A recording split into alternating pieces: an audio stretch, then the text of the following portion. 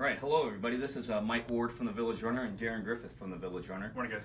Welcome back to Marathon Mondays. Something that we didn't realize when we started this 3 weeks ago is we never really did an introduction and or an overview. So we're going to kind of go back to 3 weeks ago and do what we should have done. Anyway, so it's Monday, Marathon Monday, April 9th, 2018. Introduction. So here's Darren. If you're wondering who these two guys who are trying to tell you how to run a marathon, we'll give you a little background here. So Darren's worked at the Village Runner since 2005. I did some quick math, and that's over 23,000 hours. So Darren knows his stuff. You know, that's part of the reason I brought him in, because I've owned the Village Runner since 1992, but don't work the floor as much. So I figured Darren's on the front lines, and he can bail me out whenever I'm at a loss for words, which is like not usual. So anyway, Darren ran the LA Marathon also in 2010. He ran the first Stadium to the Sea. Darren, you ran 4:30, right? And you said your goal was 4 hours. So I was hoping for 4. I quickly realized halfway through the race, when I didn't train as well as I should have, that 4 wasn't going to happen. So I was actually very happy to end up with 4:30, because for a while there I didn't think I was going to finish at all. So we'll talk a little bit later about planning for the unexpected and rolling with the punches, which inevitably come from training with a longer run. Okay, you're currently running 20 to 30 miles per week, which is great. That's good enough to maintain. Probably need to step that up a little. We'll get to that. For marathon training. For marathon training. Right. So anyway, getting back to, so you've probably seen the Tech Talks with Darren on Tuesdays, or Tech Talk Tuesdays. Might just make that Tech Talk with Darren so we're not stuck to doing it every Tuesday. He's got a lot of information he wants to share with you. So anyway, speaking of marathons, are you maybe going to run LA next year, or what do you think? Next year's on the list. Shannon might make me do it next year too. So it's official. Darren's going to run LA next year. Thanks, Shannon. All right. So a little about me. My name is Mike Ward. As I said, I basically purchased the Village Runner in 1992. Actually started working here in 1989. I've actually run 4 marathons.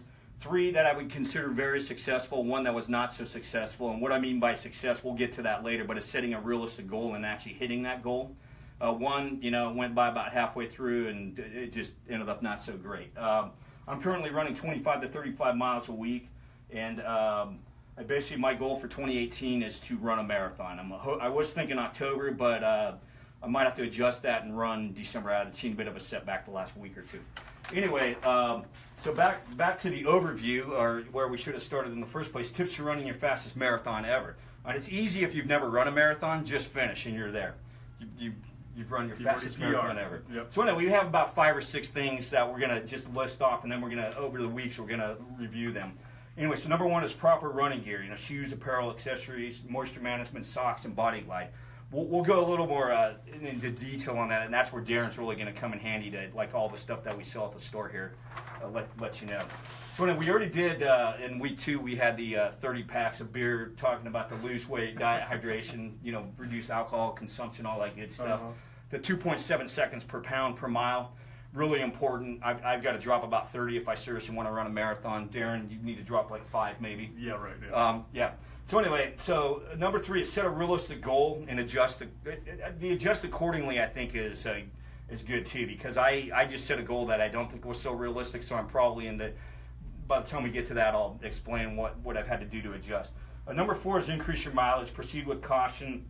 Listen to your body and don't get injured. Right. There's where my setbacks come from. I'll get into training and train a little too hard, a little too fast, and then you'll have that injury which will set you back. And that's part of your training too. You want to leave room for those setbacks, because they'll almost always come.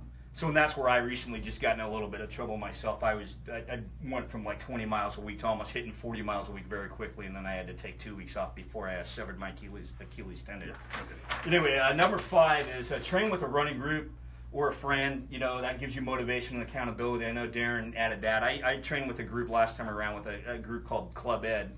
And it was great. It was fun. They totally pushed me and helped me to run my fastest marathon ever. Number 6 is get a Garmin. Darren actually had a lot of this. For me, I just like accurate mileage and pace. I know it's for the everyday runner, the weekend warrior, which I would kind of consider myself, and then the elite triathlete and all that. There's a ton you can do with Garmin's. I personally just like knowing to run.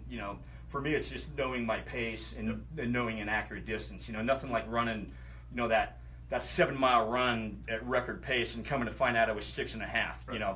So anyway, that's it. We pretty much just have these 6. We'll probably add some stuff as we go along, and so that's it. Marathon Monday live, and we'll see you tomorrow for a Tech Tuesday with Darren. See you guys.